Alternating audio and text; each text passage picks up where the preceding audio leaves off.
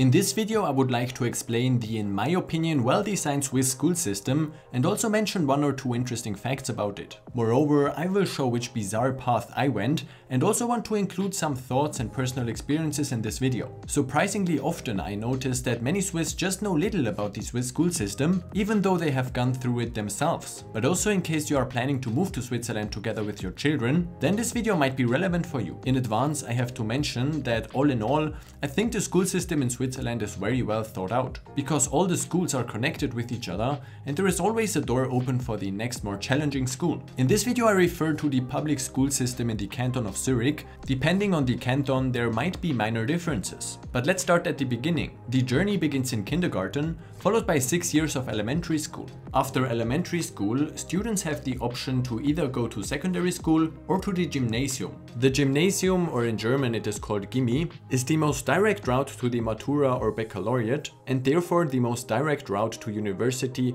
or the ETH. However, at least in the canton of Zurich, passing an exam is mandatory to be admitted to the Gymnasium. In 2018, around 55% of all primary school students who attempted the exam have failed. So one can say that a certain selection takes place here. Students who have passed the exam to the Gymnasium have another 6 years of school ahead of them. This is called the long-term Gymnasium. In the last year, the Matura exams take place, and if you pass, you are able to attend university or the ETH and begin studying. The majority of primary school students, however, do not go to the Gymnasium but to secondary school, which in German is abbreviated with Sek. The secondary school is divided into 3 levels, which are Sek A, Sek B and Sek C, with Sek A being the most demanding one, followed by Sek B and Sek C. There is also a so-called small class, which is below the Sek C level. The secondary school lasts for 3 years and elementary school students are assigned in one of these levels by the teacher, so there is no exam at this point. Depending on the student's performance, one can either switch to the next demanding level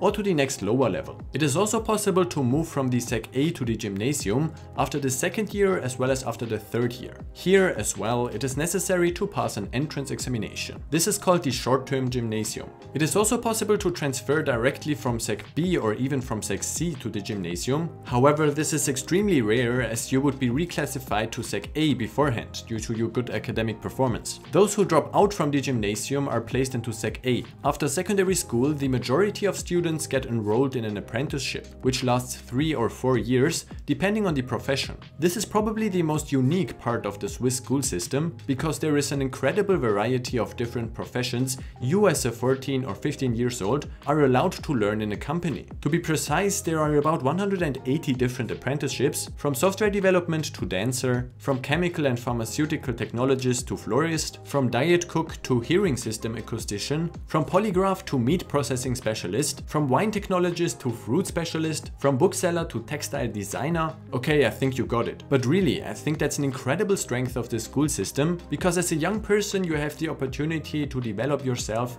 in one of these very specialized professions and to learn from an early stage on what it means to work in a company, to gain work experience, to become independent and to earn money. Of course, you have to apply for these apprenticeships. In addition to the interview, some companies schedule tests, some offer so-called trial apprenticeships in which you are allowed to get some insights into the work for a few days, and some require both. Depending on the profession, students attend vocational school 1 or 2 days a week, while they can gain work experience in the company for 4 or 3 days a week. So you see that the apprenticeship is kind of a work-study program. And in the vocational school you won't have all the different kinds of subjects, but the subjects are specifically targeted on your profession. The salary in the first year of apprenticeship is about 500 to 850 Swiss francs per month, depending on the profession, and in the last year of apprenticeship at about 850 to 1500 francs. After the 3 or 4 year apprenticeship, nothing stops you from getting a full-time job and continue working. It is not uncommon for the company to employ the apprentice after the apprenticeship has ended, so you already have your first permanent position. This kind of apprenticeship also exists in other countries, but as far as I know, nowhere it is as developed and as common as in Switzerland.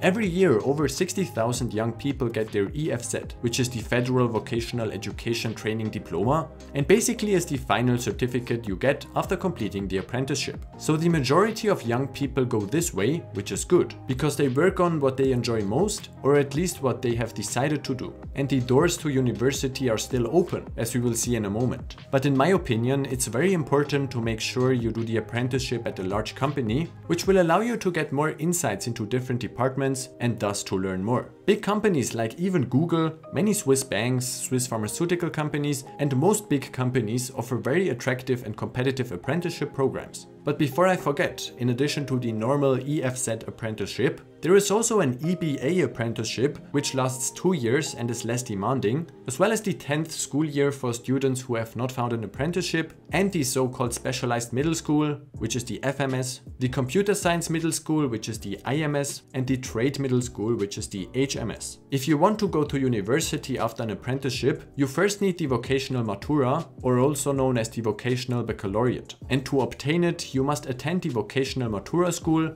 abbreviated as BMS, or simply BM for the German word Berufsmatur. So you can either do the BM in parallel to the apprenticeship, which does not extend the duration of the apprenticeship, but just means that you have half a day or a whole day more school per week in addition to the vocational school, and thereby half a day or a whole day less per week at the company. However, it is also possible to complete the BM after the apprenticeship, either in 1 year full-time or in 2 years parallel to work. The vocational baccalaureate is not the same level as the matura you get from the gymnasium, which also explains why you cannot go to university or the ETH with the vocational baccalaureate. But you can go to the University of Applied Sciences, which also offers a bachelor's and a master's degree and is considered to be more practice-oriented than the normal university. An interesting fact is that these universities of applied sciences compete with each other, which means that some of them offer quite innovative upsides, such as integrated study abroad programs, modern teaching methods, flexible lectures, and a high degree of practice thanks to cooperation with companies. After a bachelor's degree at the University of Applied Sciences, one can transfer to the university or the ETH to pursue a master's degree. It is also possible to go directly to a university or the ETH with the vocational baccalaureate, but for this you need to pass the Passerelle examination. Just like the matura from the gymnasium, passing the Passerelle exam allows you to enter university or the ETH. It is therefore not surprising that it is very similar to the matura you get from the gymnasium. There are preparation courses that last 1 year offered by private companies and also some offered by the state. But what many people don't know is that it is also possible to prepare for the exam just by yourself. This allows you to save 1 year, but also means that you need to prepare on your own and be disciplined in order to stay on track. There is also a university for teachers, higher technical colleges, which one can attend without a vocational baccalaureate, as well as the vocational and higher technical examinations. To sum up, you see that the system is very interconnected, so no matter which school you are visiting, there is always one that you can go to be more challenged. And it's also possible to build your own path and benefit from the upsides of the individual building blocks. Now I would like to answer the 2 questions, which path I went and which path I think is the best. I attended kindergarten, skipped the first year of elementary school, and after 5 years of elementary school I tried the gymnasium exam, which I failed. So I went to the Sec A, which was a really good time. Finding an apprenticeship apparently had a low priority for me at that time, which is why I didn't start an apprenticeship but instead went to the 10th school year. I also enjoyed the 10th school year because in the technical class, the classroom was actually one large workshop where one could program CNC machines, weld, solder, drill, turn, and file, and where you were given a lot of freedom to realize your own projects. There were cool people here as well, and it was a lot of fun. During the 10th school year, I took the gymnasium exam again, as well as the IMS entrance exam, both of which I passed. At the same time I applied for apprenticeships, which worked out. I had an offer to start the apprenticeship in computer science at Roche in Basel. So the question came up whether it would be better to go to the gymnasium or to start the apprenticeship. The IMS was less attractive because it combined the downsides of the gymnasium with the downsides of the apprenticeship. By this I mean that as in the gymnasium, you actually only go to school and don't have the possibility to gain work experience, and as in the apprenticeship, you do not have access to university or the ETH at the end. Then I decided in favor for the apprenticeship based on the following 5 reasons. The first reason was the fact that Roche is an international company, whereas an apprentice you have the chance of visiting many different departments. Roche invested a lot of money into the apprenticeship program, and they even built a new building just for vocational training. They also offer a dormitory for apprentices from other parts of Switzerland. And there are about 350 apprentices at Roche, or about 100 new apprentices a year, enrolled in 15 different professions. The second reason was that I could gain more independence by living in another city. As mentioned, Roche offers a free dormitory, so during the week you could live in Basel with about 50 other apprentices in the dormitory. The third reason was the fact that you could do what you like. I'm interested in computer stuff, which is why I was able to work more intensively in this field during my apprenticeship than if I had gone to the Gymnasium. Thanks to the Passerelle, the access to university or the ETH is still possible. And last but not least, the salary also contributed to the increased independence. In retrospective, it was definitely the right decision, because it not only allowed me to gain a lot of work experience,